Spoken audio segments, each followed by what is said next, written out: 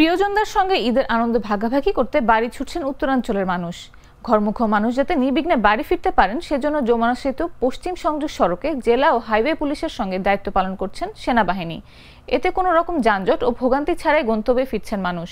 শুক্রবার দুপুরে যমুনা সেতু পশ্চিম কড্ডা, পাঁচলিয়া, হাটিকুমরুল ও ভুইয়াগাতি সহ মহাসড়কের গুরুত্বপূর্ণ স্থানে অপরাধমূলক কর্মকাণ্ড রোধে ১১ পদাতিক ডিভিশনের প্রায় ২ শতাধিক সেনা সদস্য দায়িত্ব পালন করছেন।